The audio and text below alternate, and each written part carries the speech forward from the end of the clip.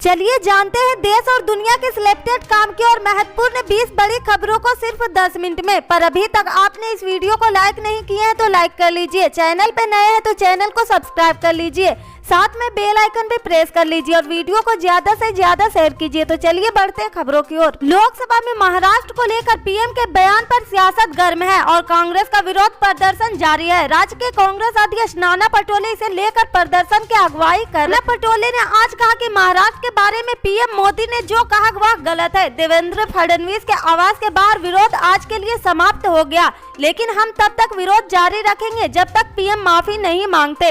पटोले ने कहा भाजपा इस विरोध को हिंसक बनाना चाहती है, लेकिन हम ऐसा नहीं होने देंगे। गांधी जी की अहिंसा के विचारधारा के साथ काम करेंगे। भाजपा की एक महिला कार्यकर्ता ने एक महिला पुलिस अधिकारी को काटा, उन्होंने बेशर्मी की हद पार कर दी।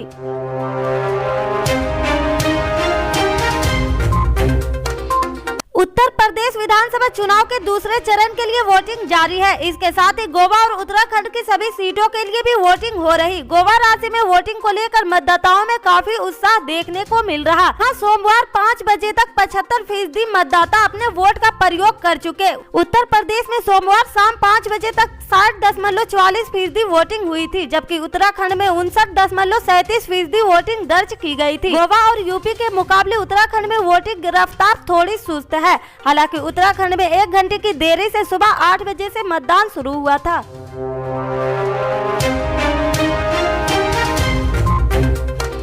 शिवसेना सांसद संजय रावत ने सोमवार को कहा कि उनकी पार्टी को केंद्रीय एजेंसियों के इस्तेमाल की धमकी नहीं देनी चाहिए। इसके साथ ही उन्होंने दावा किया कि भारतीय जनता पार्टी के कुछ नेता आने वाले चंद दिनों में जेल में होंगे। रावत ने हालांकि उन नेताओं के नाम बताने से इनकार कर दिया। उन्होंने संवाददाताओं से कहा कि वह मंगलवार को मुंबई में शिवसेना मुख्यालय में संवाददाता सम्मेलन के दौरान इसका खुलासा करेंगे। संवाददाता सम्मेलन में पार्टी के प्रमुख नेता भी मौजूद रहे। उन्होंने यह भी दावा किया कि पिछले साल नवंबर में धन शोधन मामले में प्रवर्तन निर्देशालय द्वारा गिरफ्तार राज्य के पूर्व मंत्री अनिल देशमुख जल्द ही जेल से बाहर होंगे।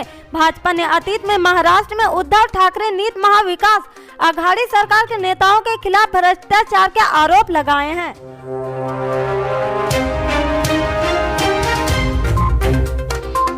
कांग्रेस ने गुजरात के एबीसी शिपयार्ड द्वारा 22,842 करोड़ रुपए की कथित धोखाधड़ी के मामले को लेकर सोमवार को केंद्र सरकार पर निशाना साधा और कहा कि प्रधानमंत्री नरेंद्र मोदी को बताना चाहिए कि यह धोखाधड़ी कैसे हुई और वह इस पर चुप क्यों है। पार्टी प्रवक्ता गौरव बल्लभ ने दावा किया कि एबीसी शिपयार्ड द्वारा धोखाधड़ी के बारे में सरकार को 5 साल पहले जानकारी मिल गई थी, लेकिन सरकार ने 5 साल तक कोई कार्रवाई नहीं की। कांग्रेस पार्टी प्रवक्ता गौरव बल्लभ ने संवाददाताओं से कहा, प्रधानमंत्री ने कहा था कि देश की अर्थव्यवस्था को 5,000 अरब डॉलर बनाएंगे, लेकिन बैंकों से 5,000 अरब रुपए की लूट हो गई।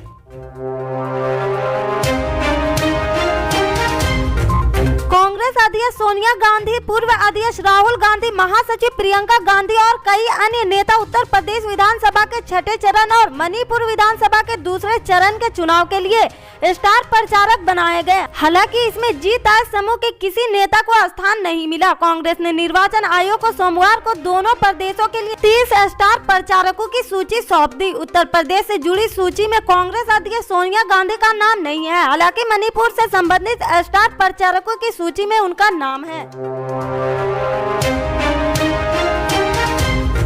यूपी में दूसरे चरण की वोटिंग चल रही। चुनाव आयोग के मुताबिक अभी तक सभी जिलों में शांति के साथ वोटिंग हो रही। गोरखपुर विधानसभा सीट पर मुख्यमंत्री योगी आदित्यनाथ के खिलाफ चुनाव लड़ रहे आजाद समाज पार्टी के राष्ट्रीय अध्यक्ष चंद्रशेखर रावत ने सहारनपुर में 62 विधानसभा के छुटमलपुर में वोट डाला। चंद्रशेखर रावत ने कहा कि हमें विकास की बात करनी चाहिए। हिजाब और जिन्ना के सवाल पर चंद्रशेखर ने कहा कि इन्हीं बातों की वजह से असल मुद्दे छिप जाते हैं। हमें विकास के मुद्दे पर चुनाव लड़ना चाहिए। हमारा मोर्चा यूपी में 403 सीटों पर चुनाव लड़ रहा और हमें भरोसा है आजाद समाज पार्टी यूपी में बड़ी ताकत बनेगी और हमारे बिना सरकार नहीं बनेगी।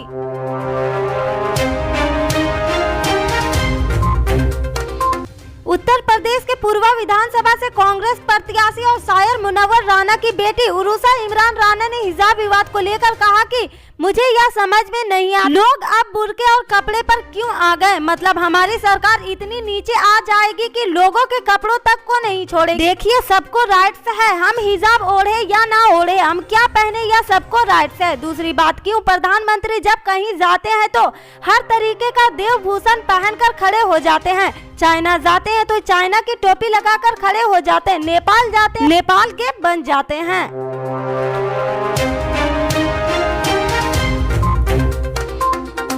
वाराणसी में सोमवार को नामांकन दाखिल के दौरान जबरदस्त गमागमी देखने को मिली। एक तरफ अपने बेटे अरविंद राजभर का नामांकन कराने ओम प्रकाश राजभर पहुंचे तो दूसरी तरफ उनके प्रतिद्वंद्वित भाजपा के प्रत्याशी और कैबिनेट मंत्री अनिल राजभर ने नामांकन किया। इस दौरान भाजपा और सुभाषपा के समर्थकों के बीच नोकझोंक और हंगामे का दौर चला। ओम प्रकाश राजभर ने अपने साथ बदसलूकी का आरोप लगाया। ओम प्रकाश ने इसे लेकर पुलिस पर भी कई आरोप लगाए।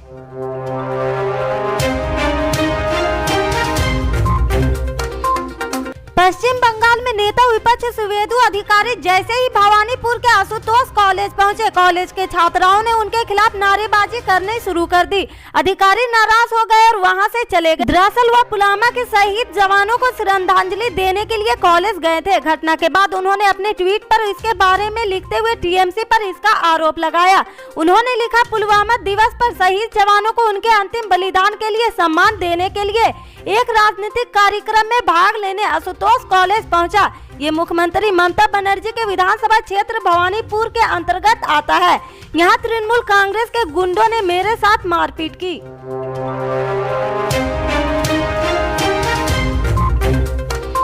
पंजाब के 2 बार मुख्यमंत्री रहे एवं पंजाब लोक कांग्रेस के सुप्रीमो अमरिंदर सिंह का मानना है कि वह विधानसभा चुनाव में किसी एक दल को स्पष्ट बहुमत नहीं मिलेगा और भारतीय जनता पार्टी एवं शिरोमणि अकाली दल के साथ उनकी पार्टी के गठबंधन की स्थिति मजबूत हो रही। पटियाला के शाही परिवार के वंशज और कांग्रेस की राज्य इकाई पूर्व प्रमुख 79 वर्षीय सिंह ने पिछले साल पंजाब के मुख्यमंत्री पद से इस्तीफा देने के बाद अपने अलग दल का गठबंधन किया। अमरिंदर सिंह ने कहा कि वह न तो सेवानिवृत्त हुए और न ही थके हैं। उन्होंने कहा कि पंजाब और देश को और बेहतर बनाने की आकांक्षा इस उम्र में भी उन्हें काम करते रहने की ऊर्जा देती।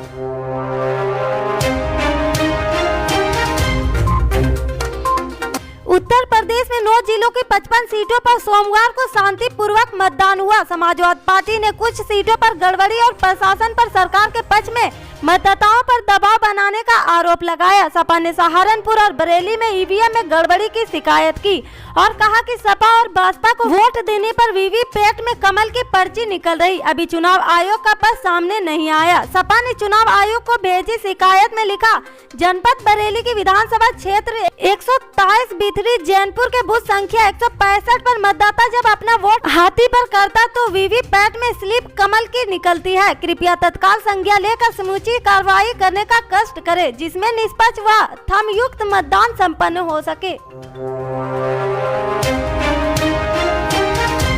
अरुणाचल प्रदेश के करादादी जिले में दर्दनाक हादसा हो गया। एक पिकअप वैन खाई में गिर गई। हादसे में 4 लोगों की मौत हो गई, वहीं 15 लोग घायल हो गए। इनमें 9 लोग गंभीर घायल बताए जा रहे हैं। करादादी के पुलिस अधीक्षक दूसू कलिंग ने बताया कि रविवार की शाम हादसा हुआ। पिकअप वैन में सवार ताली से पाली के एक फेलोशिप प्रोग्राम में शामिल होने जा रहे थे। गाड़ी सड़क से फिसलकर कुआओं नदी के पास 20 मीटर गहरे खाई में गिर गई। हादसे में 4 महिला यात्रियों की मौत हो गई, वहीं 9 लोग घायल हो गए, जिनमें से 6 लोग को मामूली चोट आई। गंभीर घायलों को ईटानगर के अस्पताल में भर्ती कराया गया, बाकी लोगों को पाली भेजा गया। इससे आगे की खबरों को जानने के लिए जुड़े रहें हमारे राइट न्यूज के साथ। मिलते हैं फिर बड़ी खबर में, तब तक के लिए जय हिंद।